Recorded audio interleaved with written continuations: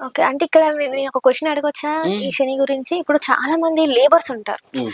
బాగా పనులు అంటే బరువు ఎక్కువ మోస్తూ ఉంటారు. పొద్దున్న వాళ్ళు అంటే ఇంట్లో నుంచి బయలుదేరితే వాళ్ళ వర్క్ ప్లేస్‌కొస్తే వాళ్ళు పని ఎక్కువ చేస్తూనే ఉంటారు.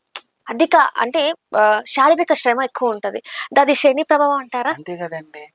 ఒక వ్యక్తి పొద్దున్న లేసినప్పటి నుంచి బెంచ్ కార్‌లో తిరుగుతున్నాడు. ఒక వ్యక్తి చాలా కష్టపడి వెల్డింగ్ పనో ఏదో ఒక పని ఎందుకంటే ఇతనికి శని అనుకూల ఫలితాలు ఇస్తోంది. హ్మ్. అతనికి కష్టపెడుతోంది. శని అంటేనే పని.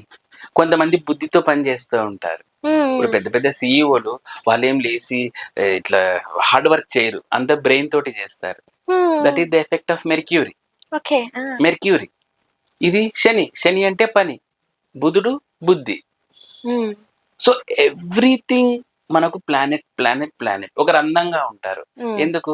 చంద్రుడు అద్భుతంగా ఉంటాడు. శుక్రుడు అద్భుతంగా కొంతమంది హీరోలు ఉంటారు.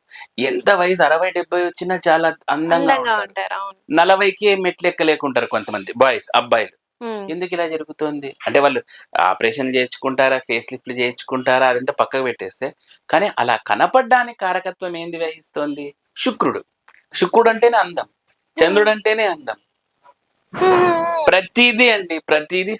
అందానికి సంబంధించింది గూడా మనకి అంతే ప్లానెట్స్‌లోనే గదండీ! గ్రహాల వల్లే అంటారు. అంతే గదండీ! శుక్రుడంటేనే అందం. శుక్రుడు ఎవరి జాతకంలో ఉచ్చపట్టి చాలా అద్భుతంగా ఉంటారు. ఎటువంటి పాపార్గలం చెందకోకుండా చాలా అందంగా ఉంటారు. ఓకే. అంతెందుకండి మనము ఆహ్, అబ్బాయిల జాతకంలో సప్తమ స్థానంలో చాలా అందమైన గ్రహాలు శుక్రుడో, చంద్రుడో ఇలాంటివున్నాయనుకో అందమైన భార్య లభిస్తుంది. అబ్బా! అసలు ఇది నేను ఫస్ట్ టైమ్ వింటున్నా. అంటే చాలా అందమైన భార్య. గ్రహాల చాలా వల్ల గూడా అందంగా అనేది ఇప్పుడే వింటున్నా. అయ్యో! ఇదే కాదండి. మన వెంట్రుకలు కూడా బట్టతల రావడానికి శని కారణం. ఈ ఎంట్రుకలు ఉన్నాయనే శని, పోయినాయే శని. ఓకే. బట్టతల ఉంది అంటే శనే కారణం.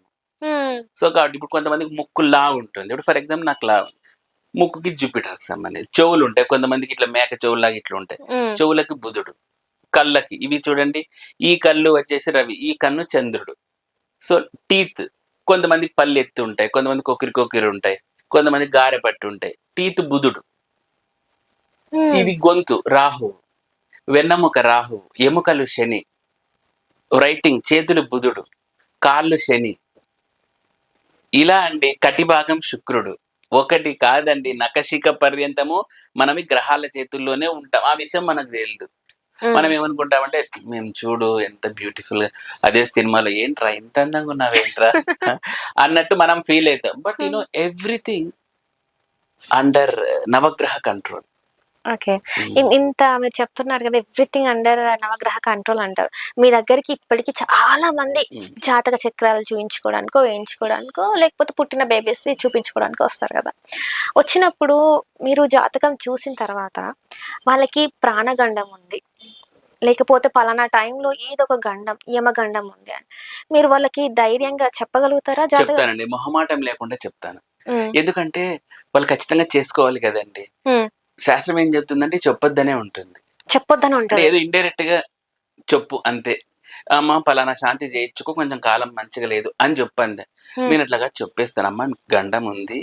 హ్మ్. బీ కేర్‌ఫుల్ ఈ పరిహారాలు చేయించుకొని తీరు అని చెప్తానండి. హ్మ్. సో, అలా చెప్తాను. పక్కా చెప్తాను నేను. హ్మ్. నాకు దాంట్లో మొహమాటం ఏం లేదు. నాకు దోషం వచ్చినా పర్వాలేదు. ఎందుకంటే ఇది ప్రాణం కదండీ! హ్మ్. సో, కాబట్టి నేను సో, చెప్తాను. ఎవరికైనా చెప్పిన యాహ్! చెప్పినవి నేను ప్రాణగండాల విషయంలో మొహమాటం లేకుండా చెప్తానని చెప్పా గదా! హ్మ్. ఒకతనికి చెప్పాను ఒకసారి. "నీకు ఈ టైంలో ప్రాణగండం ఉంది నాయనా. హ్మ్. నువ్వు పరిహారాలు చేయించుకో" అంటే పాపం పరిహారాలకి అతను అమౌంట్ వేసి, పరిహారాల కోసమే వస్తూ కార్ యాక్సిడెంట్ అయింది. అబ్బా! హ్మ్. అంటే ఇది ఏం టార్చరో ఇంగ లెక్క పెట్టుకోండి.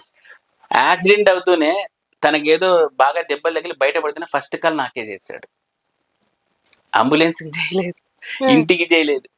గురువుగారు మీరు చెప్పినట్టే నాకు యాక్సిడెంట్ అయింది అంటే, మళ్ళీ మాకు దగ్గరలోనే ఉంటే, మళ్ళీ మేము ఏదేదో అన్నీ ఇంక పోయి మా వర్కర్స్‌ని పంపించి హెల్ప్ చేసి దాని హాస్పిటల్ ఇలా చేశామనమాట. ఒకతనికి కూడా ఇలాగే, మీకు ఈ టైంలో గండం ఉందండి. ప్లీజ్ మీరు బైక్స్ ఇవేం తోలొద్దు అన్నారు. హైదరాబాద్ అతనే. హ్మ్. వెళ్తే ఖచ్చితంగా నేను చెప్పిన 5 రోజులకే లారీకి కొట్టేశాడు. బట్ కొద్దిపాటి గాయాలతో బయటపడ్డాడు. చేసిన ఫస్ట్ కాల్ నాకే. హ్మ్. ఏమన్నాడంటే అతను, "గురువాక్కు ఫలించిందండి" అన్నాడు ఫోన్ ఎత్తుతూనే. హ్మ్. ఏంటండి ఏమైందన్నా? లేదు సార్ గురువాక్కు ఫలించింది అన్నాడు. ఏమైందండి అంటే, మీరు చెప్పారు నాకు వారం ముందర ఇట్లా యాక్సిడెంట్ అయింది సార్. అర్రె బాబు నాకు కాదండి ఫస్టు మీ ఇంట్లో వాళ్ళకి జేసి ఏదో ఫస్ట్ ఫస్ట్ ఎయిడ్ తీసుకోవాలి కదా, ఉమ్, ఏదో ఒకటి చేయండి అని నేను ఫోన్ పెట్టేది. మళ్ళీ ఒక 2 అవర్స్ ఆగి ఒక 3 అవర్స్ ఆగి కాల్ చేశాను. అప్పుడు మాట్లాడి, ఎందుకంటే అది ఎమర్జెన్సీ సిచ్యువేషన్. అవునవును. ఇక్కడ ఏదో నేను పెద్ద తోపని నిరూపించుకోవడానికి కాదు సమయం.